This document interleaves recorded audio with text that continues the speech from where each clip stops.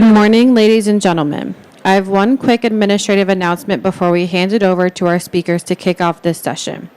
This session has been pre-qualified to support continuing education requirements for several cybersecurity certifications. If you are a member seeking attendance documentation, please be sure to scan your badge at the scanner located in the back of the seating area at the conclusion of this session. Scanners shut off 15 minutes post-session, so please get your badge scanned before networking with the speakers. Also note that to qualify for CEUs or CPEs, the session must run a full 60 minutes. That 60 minutes can include Q&A, so please have questions ready for the speakers to fill the time requirement. Full details on the continuing education program are available in the TechNet Cyber app and the conference website. Thank you, and now over to our speakers.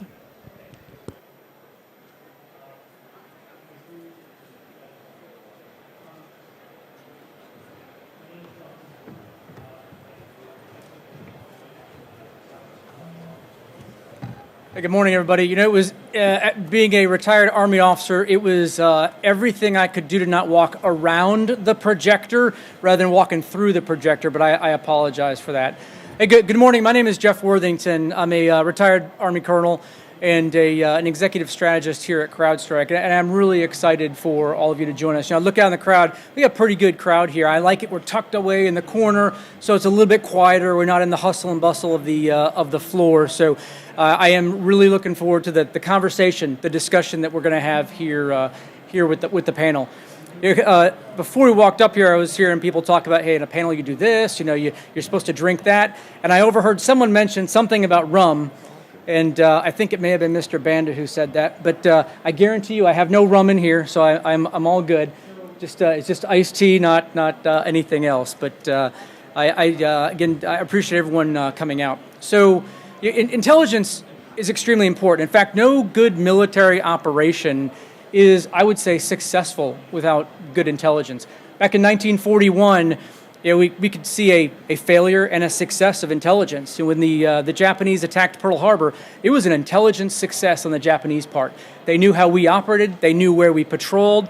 They were intercepting our radio signals, and they used our assumption of them to do the same thing back. And then it was a failure in our intelligence in the military because we didn't understand context. We didn't understand that they would change what they used to do to operate differently. We refuse to be adaptive. And we all know how Pearl Harbor worked out. I know 80 years later or so, nothing has changed. Intelligence is extremely important, and we've added this new domain, cyber. And so the panel we have here today will talk about, you know, why we should operationalize threat intelligence, why intelligence is so important, and why we need to understand the context, the motives, the TTPs, the tactics, techniques, and procedures of the adversary to better defend ourselves and to better help, we won't talk about this probably, but to better assist us if we're doing offensive operations as well. So what I'd like to do right now is to go down the row and have each of the panelists introduce themselves, and then we'll go ahead and get started with the questions. I would love it if we save some time here for questions from each of you. I know that makes it a much more engaging opportunity and a better way to learn. So please think of your questions as we're going, and I'll turn it over to you, Colonel Leach. All right, thanks. So Colonel Richard Leach, I have the inaugural J2 or Director of Intelligence at DISA. About 18 months ago, General Skinner, basically as we went to the J codes for DISA, he's like, I need a dedicated J2 to address my intelligence requirements for both operations and acquisitions. So working in concert with the Doden J2, my job is to really get into the details to bring actionable and timely intelligence to both our operations as well as our acquisitions official and programs to make sure that we are threat informed as well as being able to address the campaigns of the adversary. Thanks. Morning, Esteban Banda. I was the guy who said, a shot of whiskey behind the podium helps. It was whiskey, not rum. Yeah, I got it whiskey. wrong. Right. Penn State professor, that was his recommendation. So my background started with industry, Harley-Davidson, moved into civilian with the Department of Army, and then came over to DISA and worked CSSP, Defense for Cyber Ops, and analysis of events. From there to the famed STIG team. So I'm sure I have some ire or angst pointed at me right now just through that hat. And now I'm the tech director for PEO Cyber, and we provide a suite of capabilities for the broader Department of Defense, along with our partners in PEO Services and PEO Transport. Thanks, sir. Good morning, everybody. My name is Michael Davis. I come from CrowdStrike. I work with the team that we affectionately refer to as Falcon OverWatch. That is our managed threat hunting offering, or the team responsible for realistically just putting boots on the ground, actually applying and operationalizing intelligence. We do that through a rigorous, almost religious following of the F3 EAD principle. We're in a constant cycle, find, fix, finish, and getting anything that we can gather back into the rest of the counter-adversary operations team. And so realistically, my background is having a persistent, regular contact daily, weekly with a number of adversaries from both nation state and e-crime motivations. So it's a pleasure to be here. Thank you very much, gentlemen. So at CrowdStrike, we bin organizations into three different categories. You have your hacktivists, the e-crime, all those criminals out there, and primarily their motivation is currency generation or money. But then you have the nation-state actors. And so for the purpose of this discussion, let's discuss the nation-state. That's primarily what the federal government, the Department of Defense is going against every day.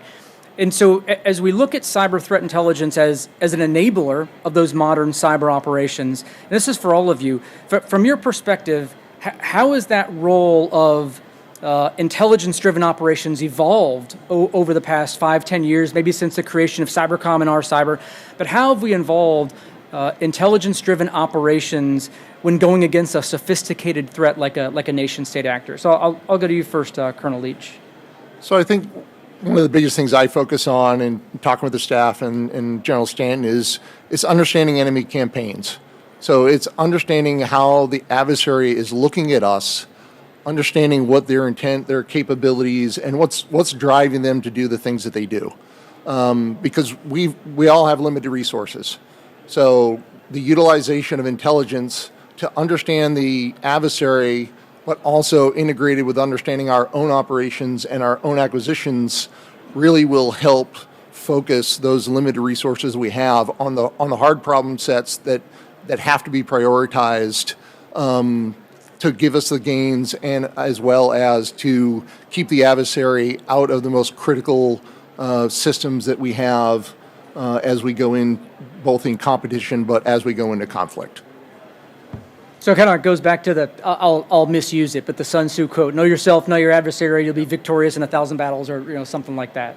Yeah, great reference.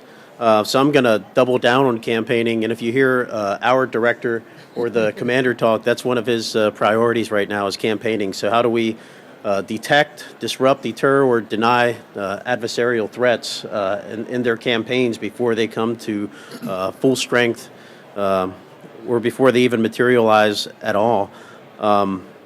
So in that, I think cyber intelligence, cyber threat intelligence, can help us with some predictive analytics if we can apply machine learning or AI in a sensible way, with the intent to get after things like that. I would say the other thing is we've grown in that we've shifted from being reactive to now proactive. So we're talking about finding and disrupting or deterring those campaigns, as opposed to waiting for the campaign to happen and then react. We're trying to be proactive about doing some threat hunting to get after those things. And then I would say the threat intelligence from industry like yourselves helps us do a better job with threat attribution. And when we can do that, and we can kind of do that in a quasi-public way, maybe the FBI prosecutes some folks that we catch, I think that helps with deterrence for us kind of long-term. Yeah, no, I understand that. So you mentioned AI, and was it sensible? You said sensible. I also think that when you use AI, and I certainly agree, we need to use artificial intelligence and machine learning trained on the right data. And General Stanton will talk about data all the time. It has to be that relevant data, the right data. You could say, I'm training it on stuff, but if it doesn't matter, then it really won't do any good, right? Michael? And I'll kind of echo your assessment that shift from reactive to proactive is just from someone who's kind of still doing the work on that front line and less in of a leadership role. That's exactly what my perspective is. Historically, the intelligence teams have been brought in to, hey, can you help us with attribution? Can you help us understand what other artifacts we may be needing to look for? But we're brought in during an intrusion, or we're brought in during some sort of incident. And we've seen a significant shift over the last several years where it's less about bringing us in at the time of the incident and more about bringing us in these proactive circles. Where do we think the adversary is going to go? What do we need to harden? And going more into a truer representation of what the intelligence cycle should really look like. So again, I would absolutely echo that. I think the biggest change that I've seen is that shift from reactive to proactive. So Michael, both you and Mr. Banda mentioned that the proactiveness and not being offensive about your defensive operations, but it's more like when I was an infantryman, we had active defense. You would go out and patrol outside your defensive line. Is that what the two of you are talking about? We need to take an active role in our defensive operations? 100%. I think that there's opportunities not only to be pushing outside the comfort zone, but there's also the ability to pivot, to pull threads when you find things that don't necessarily result in an incident. So I'll give you, a simple technical example. We have an engagement with a Chinese nation-state actor, and we have reason to believe that they're targeting the telecom sector in this particular case. So we found evidence that they were doing some obfuscation through these particular types of devices that they were compromising. So then instead of just saying, hey, we're just going to look for normal Chinese TTPs that we typically experience in these engagements, we went out and we started looking to catalog any of those devices that we could find on the internet.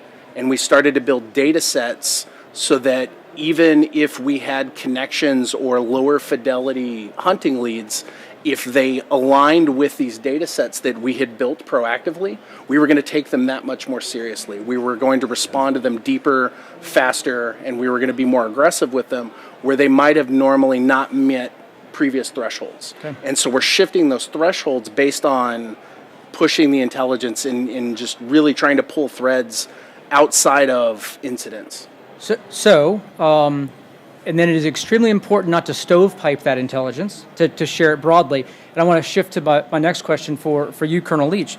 As the lead intelligence, or as the intelligence lead inside DISA, how do you shape that intelligence assessment that you're getting from various, sources and methods, and then how do you disseminate that across DISA for real-time cyber defense posture for DISA operations and DODN ops? So the way I'm focusing the Intel Directorate at DISA is to be integrated with operations. Too many times in my past of 20 years of being an Intel officer, the Intel guys go off to their skiff and they're separated from operations and they focus on just the adversary. My approach is a little bit different at DISA.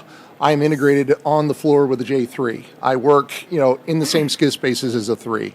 I'm trying to build and develop relationships across our acquisition officers and our acquisition programs, along with our field commands, to be knowledgeable and understanding of what all operations going on. Because in order for intelligence to have value, it's got to have operational context.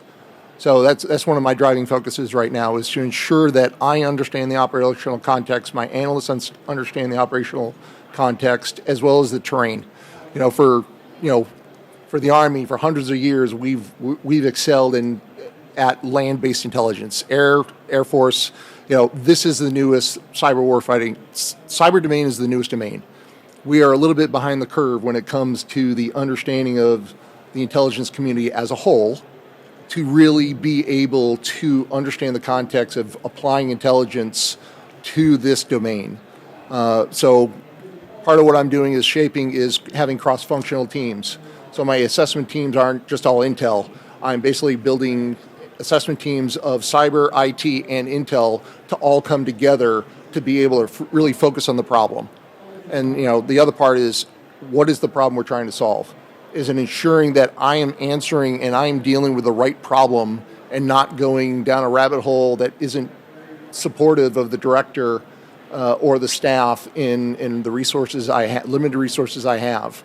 So I've got to make sure I actually understand the right problem that we're really dealing with. I think from the perspective of when you look at our boundary, my authority is I can go up to our boundary. Our DISA DODN boundary is our FIBA and our FLOT. You as industry, the comms partners and the CTI partners, you're our guard. You're our screen. The adversary has to come through you all to get to us in the DODN. So why wouldn't I not want to partner with those elements that are out there that are already dealing with the enemy as they are maneuvering through their space before they get to mine, and being able to share intelligence from an ISAC, utilizing an ISAC perspective to ensure that we are sharing information back and forth, both from what you guys are collecting in industry, but then as we look at what we've developed over the years with the ISAC, with CISA, with the NSA's CCC, DC3, we've built the structure for information sharing. Now we have to optimize it and put it at literally at light speed, because that's where the adversary is going to get us. This is no longer I have months or weeks to wait to get an Intel product out. I literally have to turn on an Intel product in a moment's notice with very limited information. So how do I reach out to my partners and within the agency to make sure I have access to the data to be able to give at least initial upfront assessments that we start to characterize what we think we're seeing, and then following that back up with the IC to then work at the details of, is this really who we think we're dealing with, or is it either a new obfuscation network or a new TTP, but we don't always know. So, going back to what I started with, the intelligence must understand the operational context in order to be relevant. So two things there, Colonel Leach. I'm really glad to hear, as a joint communicator, I appreciated the understanding of what my boss or what the operators wanted to do, but in the best organizations I've seen combine the 2, the 3, and the 6 together, and to hear that the 2 and the 3 are tied at the hip inside DISA, it's very refreshing. Mr. Banda, so we only have to look back probably past couple of years to see some nation-state actors who have been advanced persistent threats. They've been hanging out inside networks for quite a while. How are you integrating threat intelligence, to secure the EDO, to secure the endpoints across the DISA enterprise? So I'll summarize our answer with, our goal is to do data enrichment. So we want to enrich the data that we have to make informed decisions. So that's really where the cyber threat intelligence comes from, or what our goal is to do with that, data enrichment to make informed decisions. So if the audience isn't already asleep enough, I'm gonna kind of pivot to, I know this is an eye-opening subject. Come on, everyone. I don't foot stomp, I hand clap. Woo! Right? Joint Pub 3-12. So whether you're supporting Army, Navy, Air Force, DISA, any combatant command, or DoD component, really in the 3-12, we're kind of split into DODN ops, or operations, defensive cyber ops, and offensive cyber operations. In the DODN ops, that's kind of broken down into net ops. So that's where you get your circuits from DISA. You call the connection approval office and order up a circuit, and we do some things, and you go live. Also in DODN ops, we do endpoint services, user enablement. A lot of vendors here, including CrowdStrike, really help us with that aspect of the business, the endpoint services. And then there's host and compute, also an area that CrowdStrike is very helpful in. So from those different areas, if we kind of pull it back to DODN ops, if we can use CTI to help us make informed decisions kind of at the point of ingest, the point of presence, or the point of use, and then to help us detect and deter so we can inform our defensive cyber ops kind of in a persistent, proactive way. That, to me, is where we get the value out of our CTI partner feeds. Okay, thanks. We're going to shift gears a little bit. I'm going to go back down to you, Michael. So, with your team and what they do, and I liken it, it's an oversimplification, but it's kind of like the old beat cop that walks around with, twirling the keys, checking the locks, the windows and the doors and things. That's kind of how I oversimplify what you guys do. But with respect to some of the nation-state actors, those persistent threats that are out there, China, Russia, North Korea, three that come to mind. Of course, there's also Iran in there.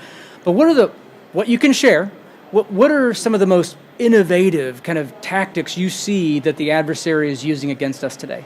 Well, excuse me. It's an interesting question because there's definitely innovation, especially depending on what APT you're referring to. But sometimes it's innovation by going back to the classics. So I'll use DPRK as an example. They have proven incredibly resourceful to just, by leveraging LLMs, really create persona operations and get United States citizens to be complicit in their operations, to build laptop farms. And while they're using it for direct monetary gain, they're still kind of showing that there's a feasibility in that type of approach to get, relays within a country, within our shores. So even though it's not technically sophisticated, there's some chutzpah that goes into those types of operations, and they're showing to be surprisingly effective. Another example of what's old is new is we've seen several Chinese nation-state intrusions where the initial access vector was from a USB drive. And so, we've gotten to the point where we're almost making jokes about don't pick up USB sticks in the parking lot. And, that joke is now being made operational once again. But then getting into the more technically unique or the more advanced stuff, China has taken that concept of creating operational relays, and they've done it with a much more technical approach. They've really been targeting a lot of like small office, home office routers. We're seeing a lot of IoT devices being targeted. And so instead of the traditional botnets that you would see for obfuscation, they're targeting devices because they're less likely to, maybe have an AV pattern get updated and now they're detected and that leads to research and, this whole thing gets unraveled. They're focusing on things that are less likely to be scrutinized. And so they're creating technical infrastructure. And then I'll at least give you a bone for Iran. I think it's really interesting how Iran has used the guise of hacktivism. They've used the political discord that's happening right now, and they're disguising their actual cyber operations as political activism. And so just to kind of touch on each of the theaters, while it's not necessarily like a groundbreaking new technology, it's focusing on gaps. It's focusing on areas that we don't normally invest in our defense. And so realistically, it's almost our intelligence efforts are almost going into a counterintelligence. So it's a different spin on World War II, putting a German uniform on and walking through, Berlin or something like that. Yeah.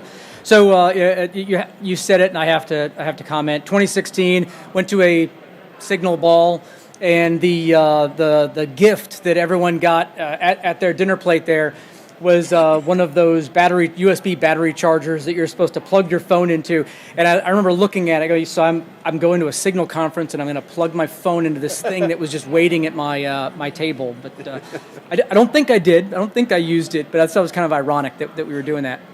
Colonel Leach, I'd like to switch to you on something. And there's a lot of talk, and maybe a lot of vendors out here, partners out here, that talk about automation.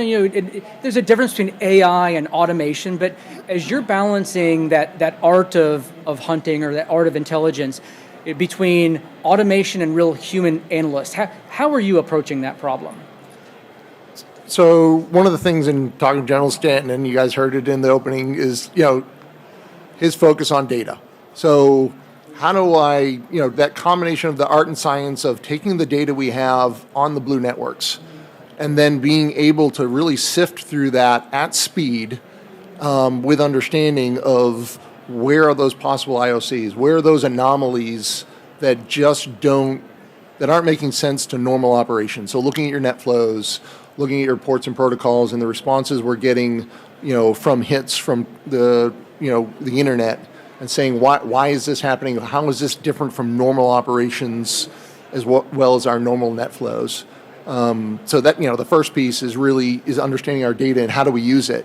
I can depend upon the IC to get all the data in red space. That's their job that I get supported by. My job is how do I, as the senior intelligence officer within DISA, look within our own data to look for the adversary. We know they're getting in. We know that they're trying to penetrate the networks all the time.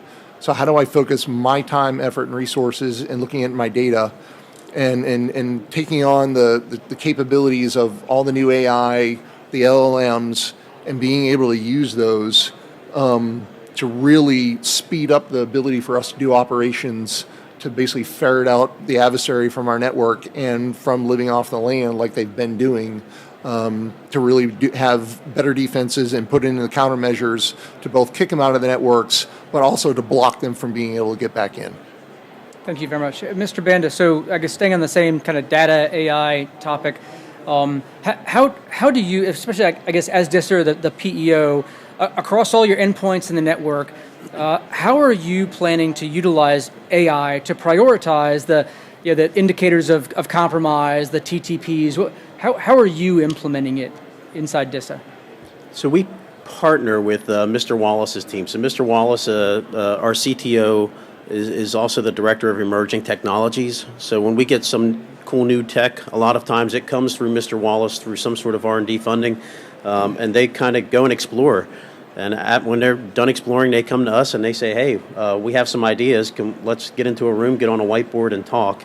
So as we try to materialize those things that they've explored, like AI or machine learning, one of the things that comes up, I know Steve's been talking about for years, robotics process automation, but we ask ourselves, how do we leverage automation to knock out those repetitive kind of high volume tasks? So that's kind of where we start. And when we do that, there's the traditional way of doing that you're going to have a service account to sync data from A to B.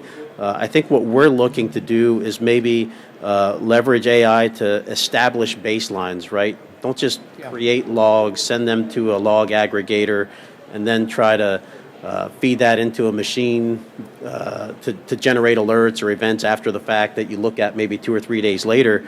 But maybe leverage AI to kind of do, fingerprinting. There's static behavior, the known TTPs that we get through threat feeds, and then there's heuristic behavior, which is a combination of those threat feeds, and then, hey, this kind of looks like this TTP. So for the ones that are easy to detect, let's just knock those out and get them out of the way of the analysts, so that the analysts can focus on more kind of constructive things. So I would say one of the other things that helps us is the embracement of open source intelligence. Yeah. So we've partnered with folks like Homeland Security, FBI, DHS for years, but I think partnering with industry and kind of accepting the intelligence that industry has collected through the commercial space and really embrace that has really helped us kind of add another side to the Rubik's Cube for us in the intelligence space. So I have a question for you on that one. It makes it difficult. I'll put my Army cap back on again, but it makes it difficult for us in the DoD when we classify or overclassify intelligence information, and we can't share with our partners. We've all said we're not going to war. We're not entering any conflict alone. Yeah, we're very bad at that.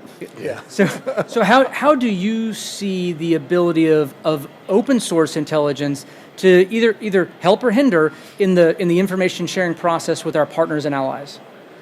So for us, I think it helps. You identified the challenge, though. When we overclassify things, it's inhibitive of that information sharing, and not just with our partners or allies, but with ourselves.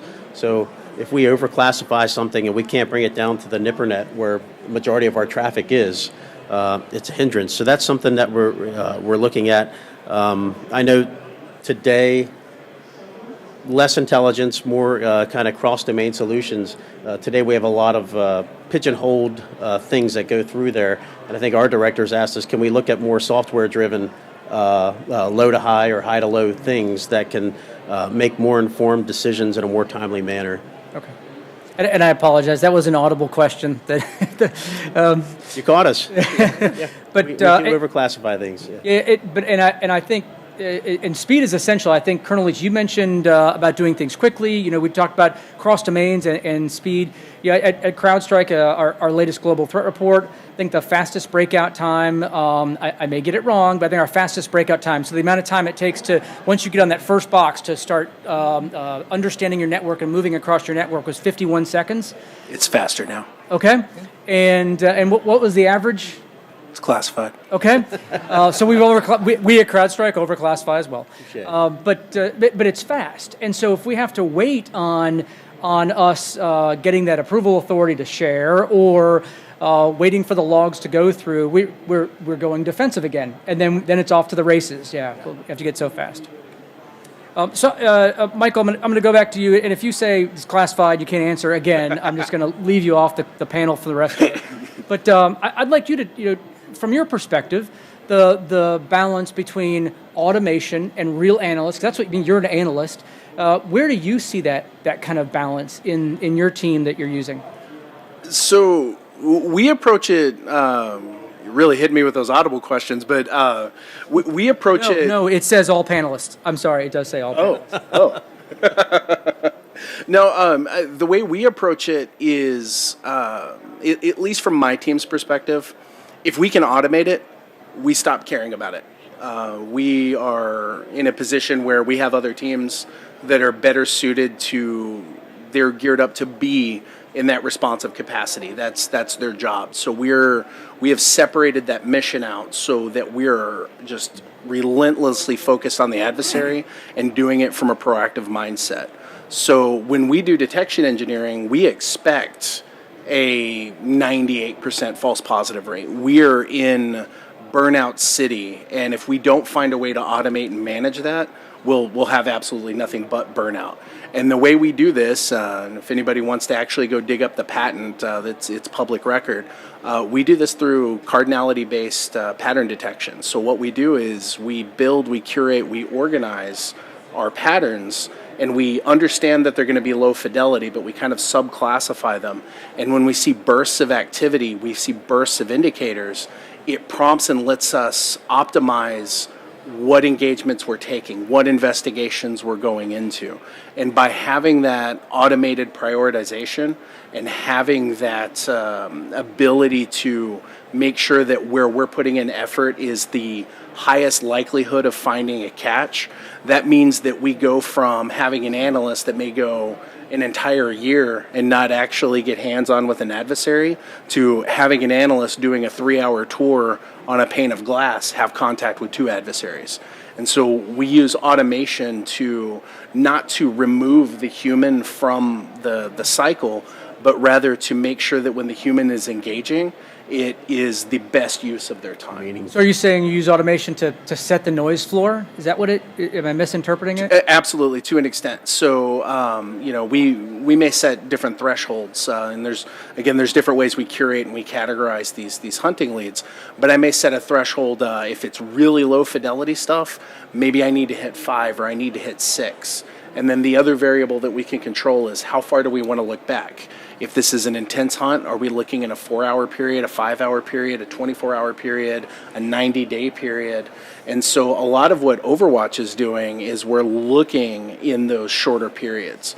There are targeted operations that we'll do that will look back in longer periods, but we're looking for combinations of those bursts of activity and then correlating those with the time period where they're most effective. And as we continuously collect data by having this automation, we can also collect telemetry, not just the telemetry that we're analyzing, but telemetry about our operations. And we say, hey, we're having way more effective hits in this category. We're going to invest more time into adding new engineering to that category.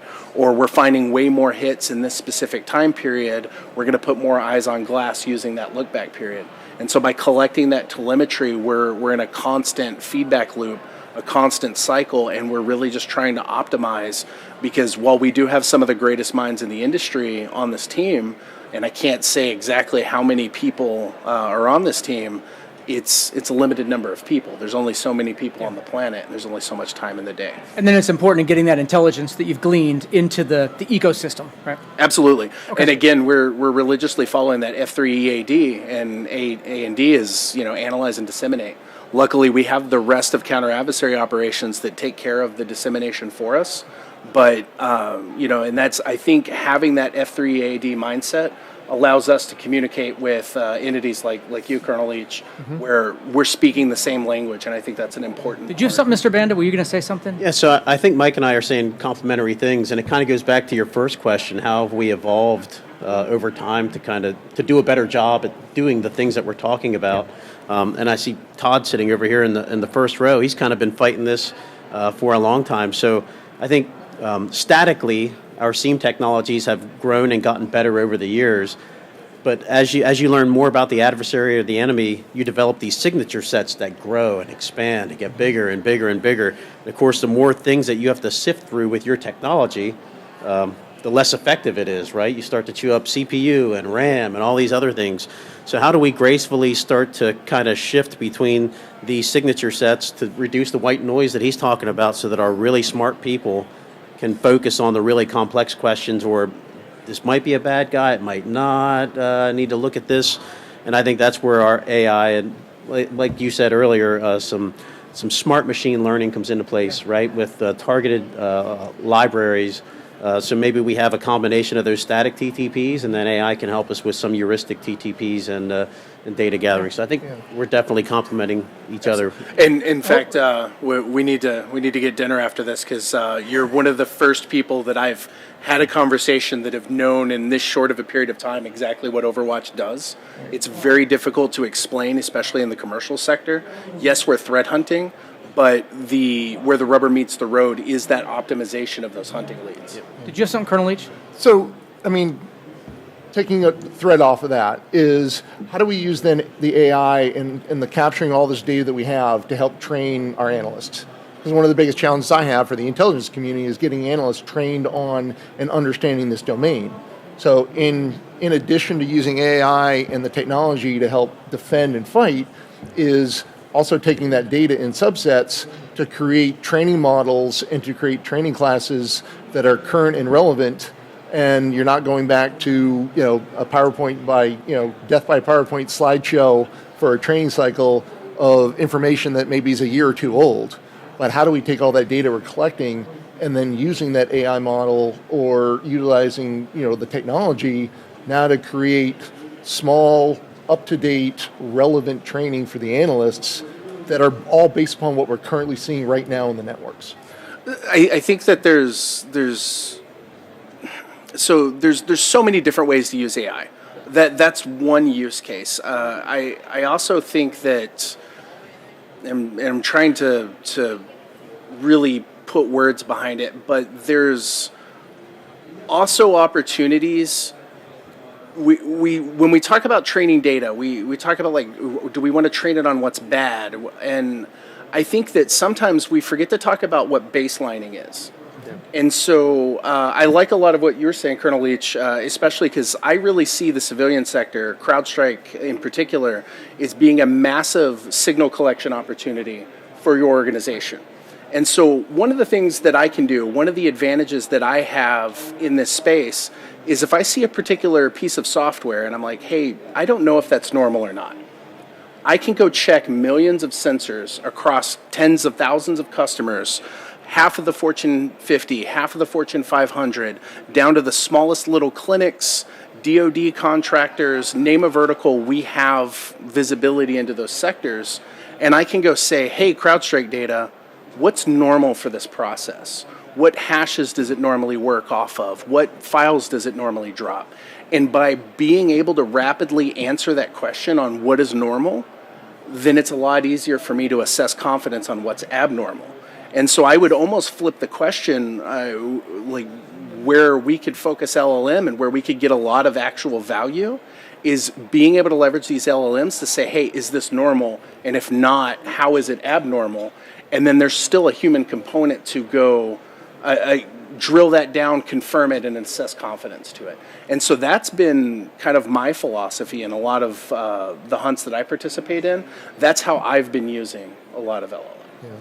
Yeah, I mean, obviously is understanding our baseline, because to your point, you don't know what's an anomaly if you don't understand your baseline.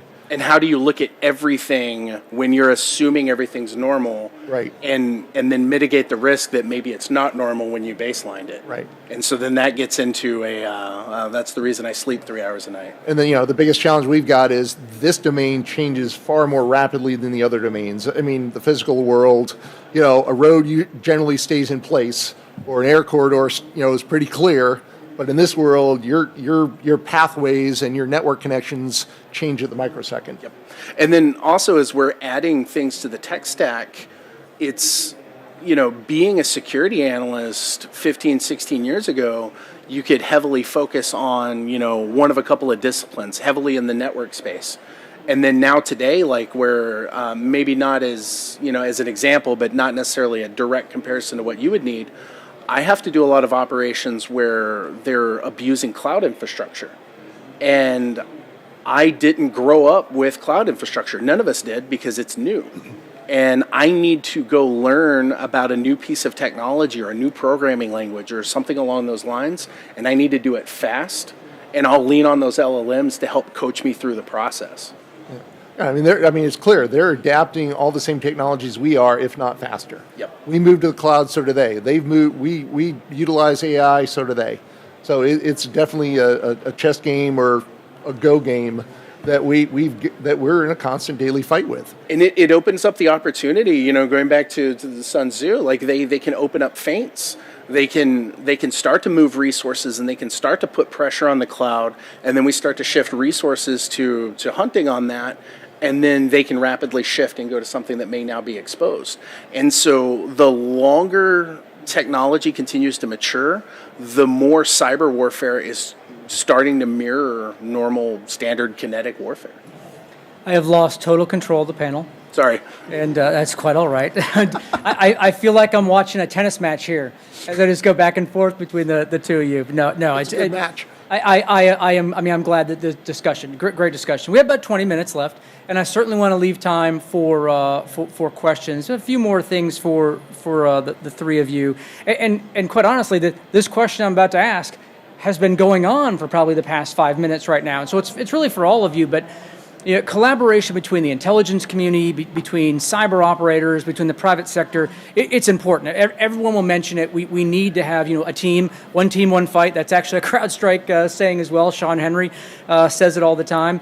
But the collaboration between those organizations. What have you? And if we've already answered it, we can all say already answered it. But what have you seen work well? That collaboration. Where do we need to push it? Where do we need to put some friction or pressure to push it a little bit further? Any of your thoughts on any of that from anybody?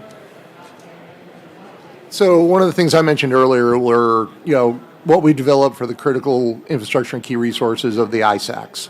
And one of the things I've been involved in a prior assignment when I worked for CISA was working with the COM ISAC. And I still stay engaged with them because I realize how important that understanding between the commercial vendors and the commercial wired and wireless companies of being able to share data, not just at the unclassified level, but even at the TS level, to be able to look across the table to anyone, T-Mobile, Verizon, AT&T, Century, Lumen, any of the wire providers, and be able to have trusted, open discussions with them about what we're seeing on our side and what they're seeing on theirs.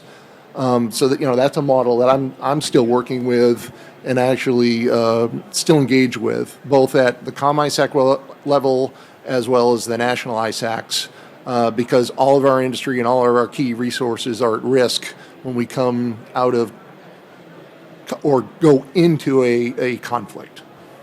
So I was unfamiliar with an ISAC until I came to CrowdStrike. I had no idea what an ISAC was. The intelligence intelligence sharing and analysis, or information sharing and information analysis. sharing and analysis Yeah, centers. and I think they're great. They also operate a bit differently. Each one is different, right? Yeah, but yeah, the sharing, the rapid sharing of information, these ISACs across the critical infrastructure sector is extremely important. Mr. Banner, do you have any comments about the collaboration? Yeah, I would say innovation comes from industry, and then some refinement kind of comes from the government. So I think industry comes up with some cool new ideas to try to tackle a problem that you all see in the spaces where you fight, out in the commercial sector or one of the other 20 critical infrastructure sectors that Mike mentioned. So as you all bring those things then to us, of course, we're a challenging customer to work with. We haven't got all these loopholes and things for y'all to overcome. But once we get there, we say, hey, this is great. Can we tweak these 3 or 4 things? And I think that partnership, industry takes that back to their engineering group, and they're like, yeah, we hadn't considered that. So I think that's kind of where I see some of that going. And you know, some of the examples from industry. So as we look at some of those feeds, IP addresses, hashes, fingerprints, domains, TTPs, the hashes. So before we thought we had to break and inspect every single thing to see inside to be able to determine what's in there. And industries taught us kind of, well, no, you can actually kind of hash the like the TCP header and learn different things. There's so many bits left. The MTU is this size. That means it took so many hops, even though it says it took this. And when industry takes your whole massive collection of data and you combine each of those indicators of compromise, you end up with a TTP or a hash or a fingerprint that you then can say, hey, with 95% certainty, this is a bad guy. So that's just an example of where industry brought something to us. We're kind of like, oh, no kidding, you can do that. Whereas we got Major Pavlik here. He's working our seam consolidation. We can only store so much data before we're like, mercy, we're out of space, or it costs too much. And what do we do with it? Where you guys have this vast array of just data where you can build those TTPs or IOCs that are kind of 3-dimensional, and we're still kind of inching our way there. Right.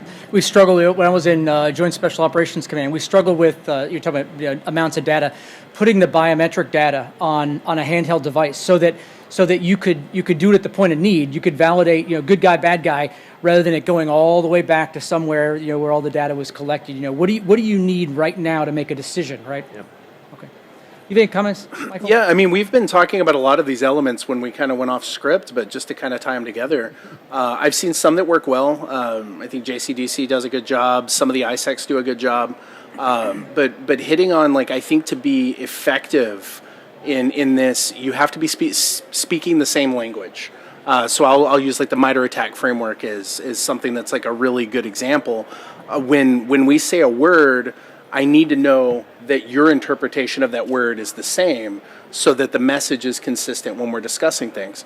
IOC sharing is easy, but when we're starting to talk about more complex issues like TTPs and other elements, we need to make sure that we have a framework that we can lean on so that we have that Rosetta Stone between our organizations. And some ISACs will do that well, some don't.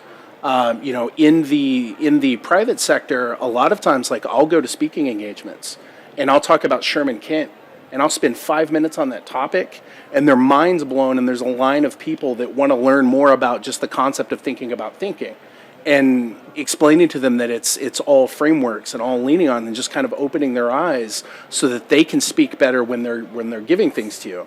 And then I would also introduce the other side of the razor. We talk about in the DoD side, classification being an issue, and getting things declassified where we can have information sharing in both directions. That can be a challenge. In the private sector side, liability concerns is something that is a bit of a limitation.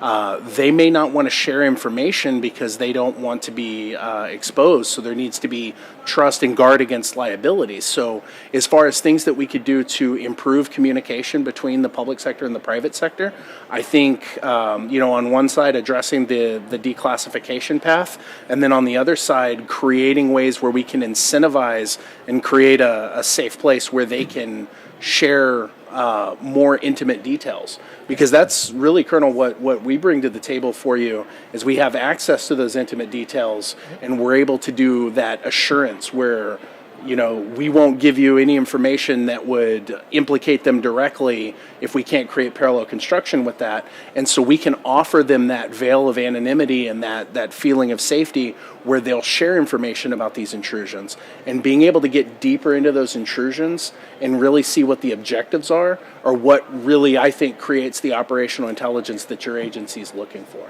So I'm going to come back to the title of this panel and go back to the keynote address with General Blackwell. One of the questions that was asked of her was something along the lines of, how do you ensure that we train the cyber operators of tomorrow or today on the context of military operations? And there's some words that we've used up here, deny, degrade, disrupt, all those D words that the warfighters, I'll say the warfighters use. I think it's extremely important that we speak the same language, that the cyber operators speak the same language as the warfighters, as the operational people, because then it doesn't get lost in translation, and two, you have instant credibility because you're talking my language, because you intelligence understands, the operations. So I'm going to turn over to the audience here. A couple of questions we can ask, but I want to offer you the opportunity to ask the panel anything you have. I think there's a microphone. Is there a mic or not? Not a microphone there. So if you want to stand up, come up here, absolutely anything, please ask it. Anybody?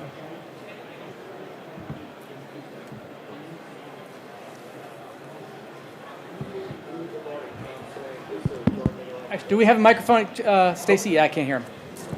Here you go. Test. Yep. Good morning. Thomas Sloan, DISA Joint Interoperability Test Command. Questions for Colonel Leach. Sir, you mentioned your support to acquisition at the top of this program. I was wondering if you could give an update on the status of the support for the validated online lifecycle threat reports that my command in particular is a consumer of. My favorite topic, the Vault. So one of the things I'm trying to do, and this goes back to the building of the DISA Intelligence Office. Right now we're on a kind of unfortunately a slow glide path, but the biggest things I'm trying to get to right now, and working with JITIC and working with the acquisition community, is getting the understanding of the requirements. So right now I'm trying to work on building portfolios for all the different programs in the PEO offices to ensure that we are building the requirements, and I'm building out the framework for the vaults that will go into each one of the programs that we're building at DISA. So that's kind of the first thing, is ensuring that we understand the requirements, and then working with the intelligence community to basically put those requirements into the IC to say, okay, you guys are collecting a ton amount of data every day. Now pick some of that stuff up off the floor that you left because it actually has information that I need in it.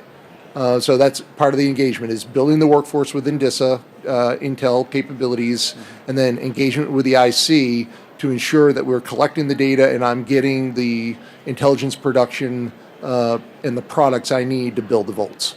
Okay. Does that include, are you collaborating at all with the Doden J2 people in that process as well? Or? No, absolutely. From day one when I started standing up the DISA J2, there was always a collaboration and always coordination with the Doden J2. Okay. Just because of the nature of what we rely upon with the IC, and that connection between the Doden to Cyber Command to the IC, as well as my own connections, is absolutely critical to ensure that we're covering all the bases we need. Okay, great. Thank you, sir. Thank you. Anybody else? So we talked about sharing IOCs and the importance of the context behind there, but I was wondering if you had any thoughts on sharing and standards for indicators of behavior sharing. I know there's been a lot in the STICS and OASIS community regarding that, about how to actually get that normalized so we aren't just saying this IP is bad, we're saying this entire chain of activity, which is where more advanced alerting comes in. Yeah, so what we have done is we have adopted STICS as a format to try and lean into that and try and make that especially for any autonomous consumption. At the current time, and I think that's where I opened up the concept of developing frameworks. I think that there needs to be some innovation in that space because at the end of the day, there's not a replacement for fundamental understanding.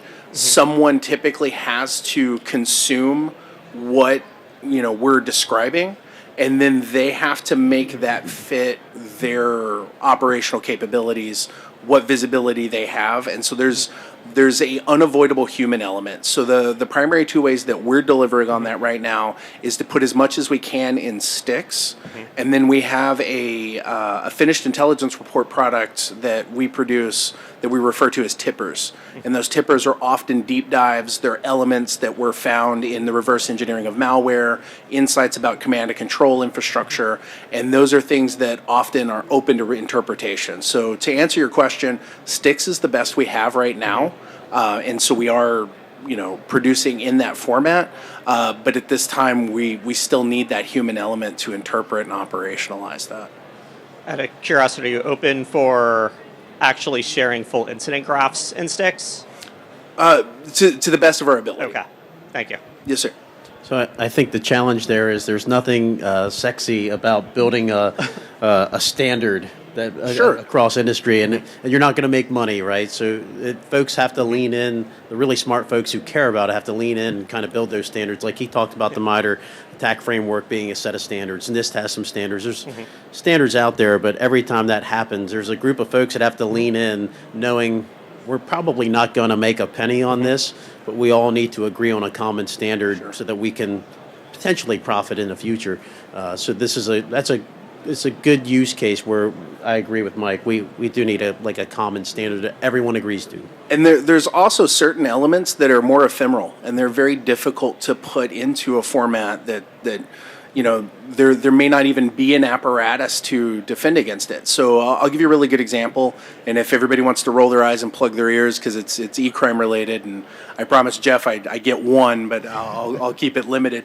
But we've tracked a campaign recently that's just heavily invested in social engineering.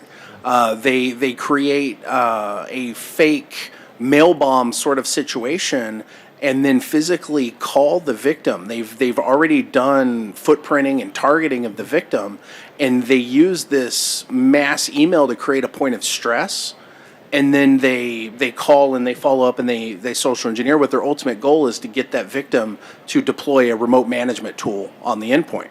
And so I can give you information that says here's remote management tools that are being abused, and you can ingest and hunt for them, but it's very difficult for me to give you a frameworked product that says, hey, if you suddenly get 700 emails and then get a phone call and an RMM, I can't really put that into a format that can be readily consumed.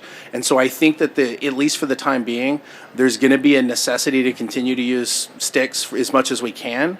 And then we're just trying to make sure that when we do disseminate these tippers, they're as operational as possible so that we at least reduce the burden on the human analyst that has to implement that.